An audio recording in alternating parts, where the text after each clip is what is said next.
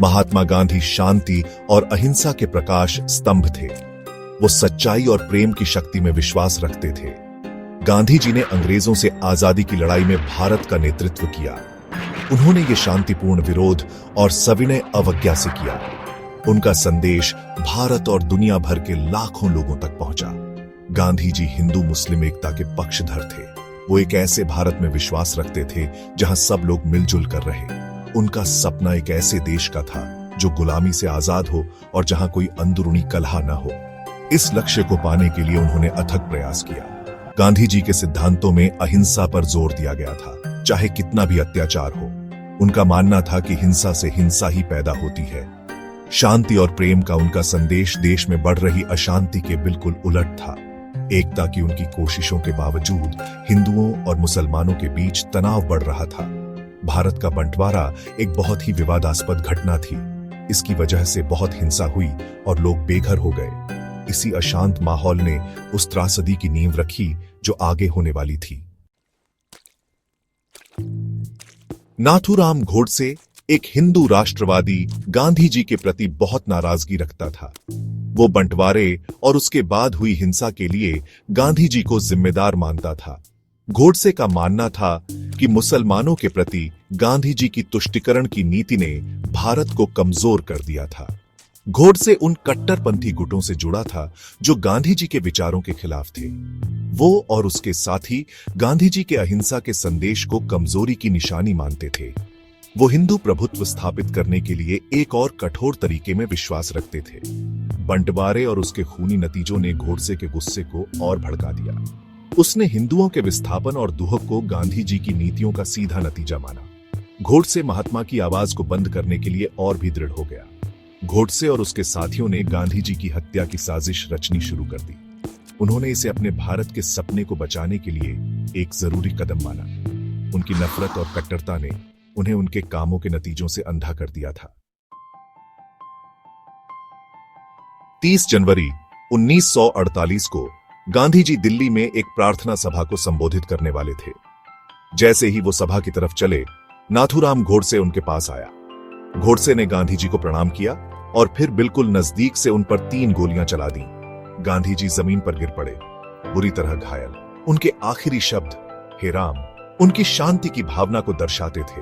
पूरा देश और दुनिया सन्नाटे में डूब गई। इस हत्या ने पूरे भारत और दुनिया को हिलाकर रख दिया। लोगों ने उस नेता के जाने का शोक मनाया जिसने शांति और अहिंसा का समर्थन किया था। जिस व्यक्ति ने भारत को आजादी दिलाई थी, उसे नफरत और असहिष्णुता ने चुप करा दिया था। गोडसे ने हत्या के बाद भागने की कोई कोशिश नहीं की। उसे तुरंत गिरफ्तार कर लिया गया और हिरासत में ले लिया गया। उसके बाद हुए मुकदमे ने उसकी कट्टरता की गहराई और साजिश की हद को उजागर किया। भाग 4 न्याय और उसके बाद। नाथूराम गोडसे और उसके साथियों का मुकदमा पूरे देश में चर्चा का विषय बन गया। गोडसे ने मुकदमे को अपने किए का औचित्य साबित करने के लिए एक मंच के रूप में इस्तेमाल किया।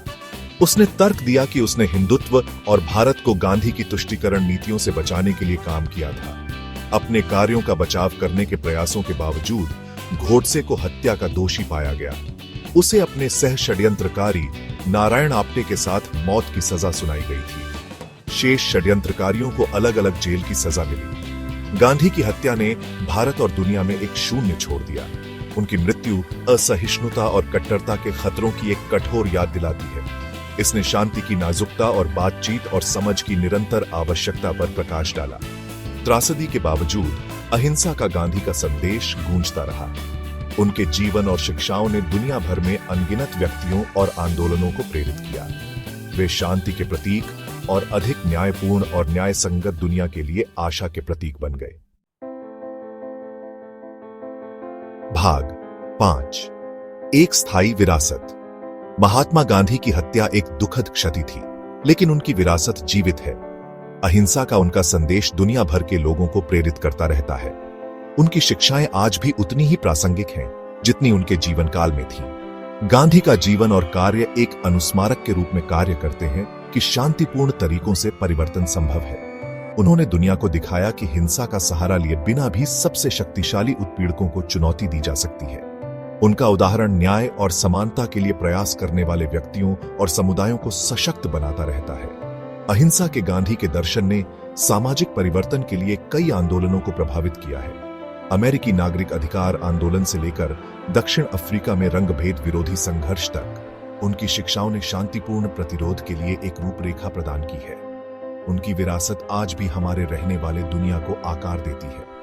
हमारे सामने आने वाली चुनौतियों के बावजूद गांधी का संदेश बेहतर भविष्य की आशा प्रदान करता है।